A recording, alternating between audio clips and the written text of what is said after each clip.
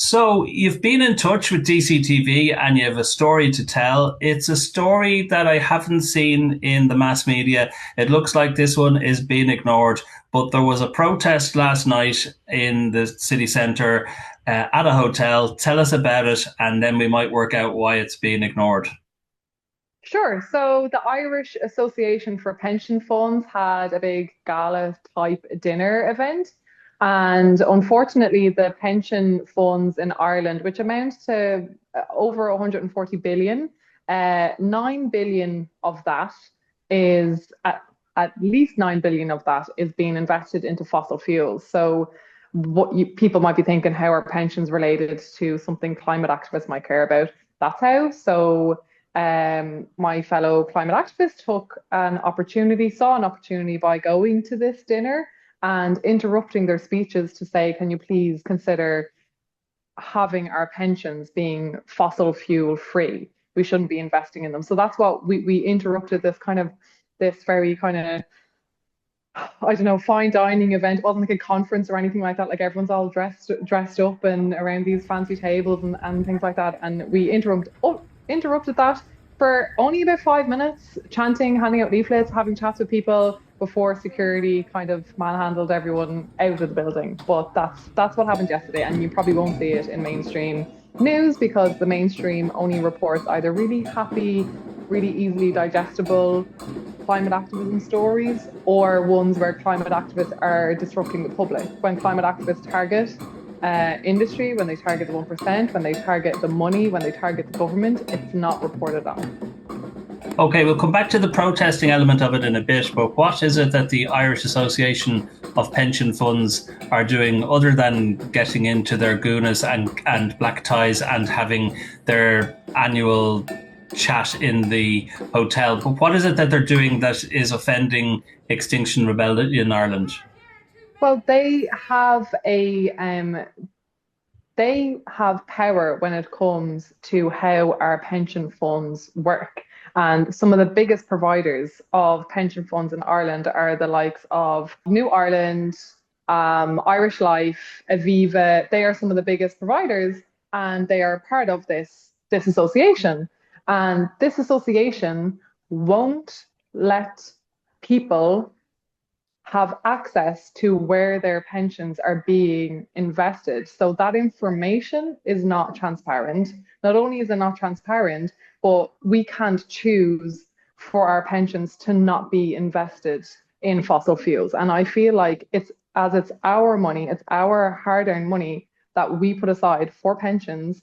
We should have a say in where that is being invested. When it comes to making a return, a lot of people want to make a good return on their pension. You cannot have an ethical return if you're investing in fossil fuels, because to invest in a pension is to invest in your future. But if you're using that money to invest in fossil fuels, you are investing in the likes of Storm Éowyn, you're investing in biodiversity collapse, like you are investing in environmentally destructive operations. We've been told time and again by scientists that we need to keep fossil fuels in the ground, at least 60% of oil in the ground and 90% of coal in the ground. And our pension investments that this association is in control of is allowing all of those is allowing that pension fund to be invested into fossil fuels. And we basically just want the option to say no, which they won't give us, let alone even be transparent about where all of the investments are going. So nurses, teachers, Gardaí, workers of Ireland who have a pension, they're probably oblivious to where it has been invested in, but you're saying that it's been invested in companies that are extracting resources from beneath the ground and from beneath the sea, and that this needs to be stopped. Yes, yeah. I mean, between 5 and 9% of your pension is likely being invested in fossil fuels. No, it's not the whole thing, but that's still enough when you amount that to 9 billion collectively. That's huge. And I'm pretty sure if people were given the choice to literally tick a box to go, I don't want to invest in fossil fuels or arms, whatever it is that your ethical compass, your moral compass doesn't align with, you should be given that option. It is your money, but we're not given that option. And I make it really hard to kind of figure any information like that out.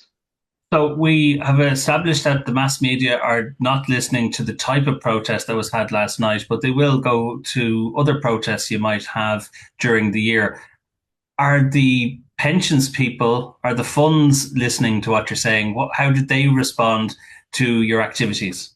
There was a mixed response. The security of the building got very kind of aggressive and were manhandling people out. They were trying, I guess, to do their job, albeit in a very intimidating way. The hosts of the event just went quiet and stood back and said nothing. The people at the tables, that was where it was quite interesting. Some people told the activists to F off, and others took the leaflets and said, totally agree with what you're saying and totally agree with your request and fair play to what you're doing. So there are people that are in related to the Irish Association for Pension Funds, and be it Irish Life or Aviva or whoever the pension providers are, that are on in agreement with us. And Extinction Rebellion sounds like a kind of a faceless kind of organization. We are made up of workers, of students, and of retirees. And like I'm hiding in a storeroom here in work. I work in events. Like we're all just citizens in this country who care about a future, and we would love, like, imagine if we knew that our pensions were being invested into things that not only would make a financial return, but actually prioritize the planet and community and things that would benefit us as opposed to just benefiting your pocket. Because if it's benefiting your pocket at a cost, detrimental to your future, it's just completely hypocritical and makes no sense. So, yeah, the reaction at the table was mixed. We had a lot of support there, even though there was, they were sitting on the other side of the fence, so to speak. Is the ultimate audience people who have pensions who might get onto the online portal or to their brokerage or their trade union and say, where is our pension invested? What can we do to change it? Are you really looking at the end user with a pension? It's has to be, I think, bottom up as well as top down. Like, I think companies will listen to their customers and where their money is coming from. So collectively, people do have power. If multiple people started emailing, contacting their pension provider and going, "Can you please give us this?" You're their customer, so they want to give you a good customer experience. They don't want to lose you. There's a really small amount of pension consultants and financial consultants that you can talk to in Ireland who will give you advice on greening your pension and where to go and what's the best option for you. But you need to pay for one of those consults. It would be much better if our own pension providers already kind of gave us that information. Top down, I don't know why the new scheme that's going to be rolled out by the government for auto enrollment into pensions, they refused to basically say that pension will not be used to invest in fossil fuels. They didn't allow that. So that is something that, again, then as people power, we kind of need to talk to not just our pension providers, but our kind of political representatives and say, can that option not be there, please, for this auto enrollment? Because you're not just auto enrolling people's money then into pensions. That's just automatically investing in fossil fuels or arms or whatever it is that people ethically don't agree with. So there's the end goal is to basically have a little bit of autonomy over our pensions and transparency into where they're going, and ideally no more investment into fossil fuels. And that can happen in a multitude of various ways. But I guess the core, the epicenter of that is all the members high up in the Irish Association for Pension Funds. Like, they have the power. They don't have to wait for the government to legislate them. They could make these choices now, but they won't do that if there's not pressure from public, pressure from their customers, pressure from fellow staff members, and hopefully a few seeds were planted at the protest yesterday. It must be scary going into a building unannounced with a group of people and storming the stage, get taking over the microphones, putting up the banners, and having the protests. I would imagine that's scary from what I remember of protesting. It is. But is it less scary than what's happening to the environment? Oh, of course. Of course it is. Like we're very privileged in Ireland that the worst that we experience are electrical blackouts and some flooding that is detrimental to those small communities. But then you look at the likes of flooding in Pakistan or wildfires in Portugal or LA that wipe homes away. Like in the moment of those storms, climate change kind of comes up a little bit, but people are mostly talking about the financial hit of the storms or whatever climate catastrophe is after happening.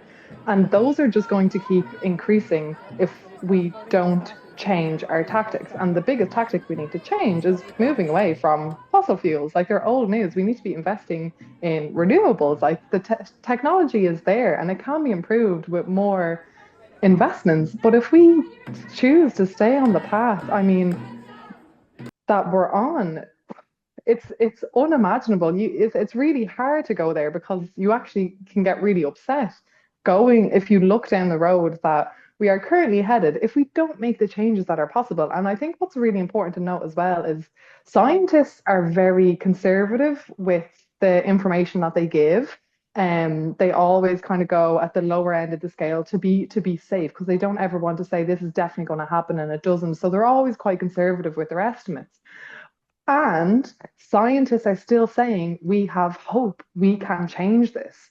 But that is only if we act. And every ounce of CO2 and greenhouse gas emissions that we can take out of the atmosphere will make a difference. It will all matter. When we're having a storm every month that is wiping away electricity lines for hundreds of thousands of homes, or we're having flooding bi-monthly, whatever, when it intensifies, we'll be wishing we made those actions earlier. So we can't wait for them. Like it's already here, but we just kind of like to forget about it because that's the easier thing to do. So yes, I know my peers, my friends, my fellow activists were terrified.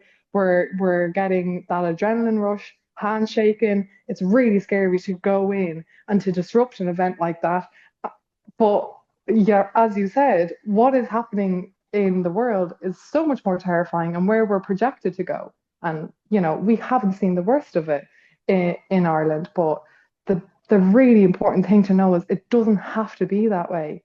But we really need to switch our priority away from investing into fossil fuels just for the sake of our pocket. It makes no sense, no logical sense at all. On the effectiveness of the direct action, if there was a more effective method of protest, would Extinction Rebellion Ireland switch to that? But for the moment, what you're doing is the one that you know is getting the best response and the best impact. Yeah, so I think since COVID, the climate movement globally kind of slowed down because it took the wind out of people's sails in regards to mass movement. I think before COVID, we saw like the biggest climate marches we've ever seen.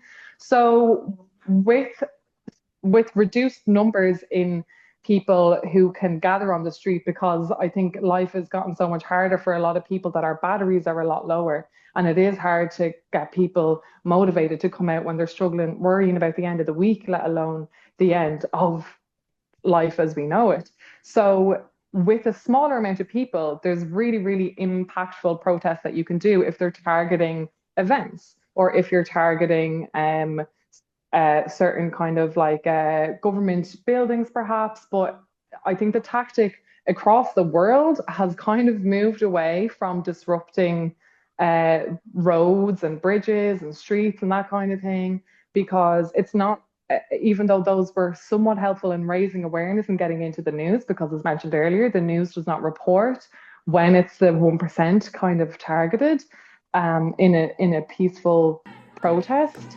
So Extinction Rebellion and many other kind of activist movements have moved away from that tactic to going and specifically targeting real fancy dinners of fossil fuel executives or data center conferences and things like that, because that's where the people are who have the power to change things. And they're not in our social media echo chambers, like they're not in our bubbles, so they don't respond to our emails.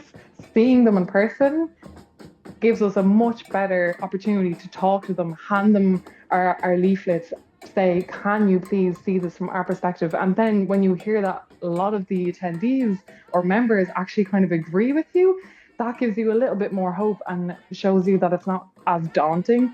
And you don't get that kind of reassurance, or you don't get to have those conversations if you are just kind of like protesting on the street. So there's a mixture. I think parades can be really fun to, you know, raise awareness of different topics, and dressing up in costume always gets you good media attention and things like that. But when it comes to effective direct action, I think you can do really impactful things, especially with a small group of people, by going in, and if it's stopping, like they weren't Extinction Rebellion activists, but say activists who stopped the plane refueling in Shannon Airport, for example, because they were loading likely flying US military arms to Israel. So there are things that you can do that affect directly the businesses and the institutions that are driving us towards catastrophic events. But unfortunately, if a tree falls in a forest, does anyone hear it? They know what's happening, but the media tries to squash it down and quieten it, because to give them voice, to give voice to that kind of protest movement, is to give it power. So I've seen it even with a climate activist who was imprisoned a few years ago, and no one heard about them. Even though they were in prison in Ireland for 3 months, no one heard about the action that they took, and the courts did as much as they could to make it really, really quiet, and, you know, to make it not a story worth telling, because otherwise more people would come to the cause. So yeah, there's been a change in protest tactics for sure, but I think you can still have a lot of fun creating signs, creating props, and having a mixture of raising awareness ones that are not kind of direct action, and also then interrupting events where people with money and power and the possibility to make change are sitting and can hear you and can listen, and they can't just delete the email that you send them. If anybody wanted to know more about Extinction Rebellion Ireland or wanted to join, what happens at meetings? Do you all already have the knowledge about the environment and the climate, or do you explore what other countries are doing in terms of action? Do you go on exercise and practice and training for these, storming the Clayton hotels, that kind of stuff? What's the kind of activities of a typical month as a member of Extinction Rebellion? It totally ebbs and flows depending on, I guess, the batteries of the members. Anyone can join as long as you agree to the basic principles. The basic principles are essentially being kind and, you know, not blaming and shaming individuals. We're all coming at this, like, so whether or not you drive a 4x4, whether or not you're vegan, whether or not you use plastic, obviously we can't not use plastic. We're all victims in this system that has been built. So it doesn't matter what you do personally. All you have to do is agree to the basic principles of Extinction Rebellion. You can check out the website extinctionrebellionireland.com if you can look at those kind of principles. And then anyone can come up with an action. So in the typical month, there's usually a big online national meeting, if not once a month, every 2 months, that anyone can join. And then there's an art circle that happens in Dublin nearly every Wednesday evening for 2 to 3 hours, where if there's any upcoming projects, we'll be making posters or props for that. Or if there's nothing kind of in the pipeline, we'll be working on other kind of community projects or making seed bombs, and it's a nice little way to actually just come together with like-minded people. You don't necessarily have to talk about climate crisis because everyone's already on the same page. And that's really lovely. And then essentially, I guess, there's no hierarchy. Everyone is just chipping in. There's no experts. Like, as I said earlier, I work in the arts industry, in events. There's people with all sorts of experiences kind of coming together and using their interests and their skills to help with protests or events in whatever way they can. So I love helping with the creative side and the prop side or whatever, because that's what I do in my personal job. So yeah, definitely a mixture. But if you have an idea, if there's something that you care about, that you would like to do a protest about, then tap into this resource of people that are more than happy to support you in your idea and come together and raise awareness or disrupt an event. So yeah, if someone sees that there's an event happen, they'll probably send it into the action group, and they'll decide, is this worth, who has the energy to kind of do this, and is this worth disrupting, and then how will we go about it, and what are our demands.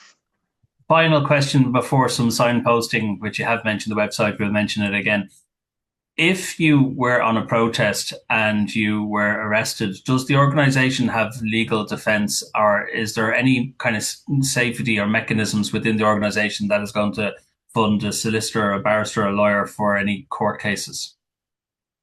Yeah, so very few actions that Extinction Rebellion Ireland has done have ended up in activists being arrested, purely because that's just not always been our aim for arrest. It's more for disruption, and then sometimes people end up getting arrested. However, there are some solicitors that have gotten in touch saying that they will offer us advice, but we never encourage people to get arrested without going for what's called NVDA training, non-violent direct action training, which we hold at least once or twice a year. And that's like an in-person kind of training event that you can do. Extinction Rebellion in the UK also hosts online trainings too. Although the legalities will be slightly different over there. And that's basically a training in kind of why it's non-violent and how you actually go about doing those kind of actions. We wouldn't just say to people, yes, come on, let's all get arrested. Like, that's the goal. Our goal is to make impact. Ideally, we don't want to get arrested, because that's the state using their power to kind of silence activists and whatnot. But yeah, there's a training for that. And if there's any other solicitors that would like to kind of support us, we'd always welcome that. There's a very, very small pool of funds that people kind of donators just chip into Extinction Rebellion Ireland, and that helps towards like flyer printing or poster making, or the small kind of fees that come up with various protests or things like that.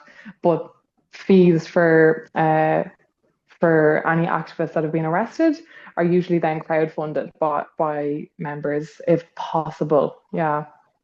So if people want to head to a meeting in their town or city, or to the national online meetings, what's the best place to connect with your organisation?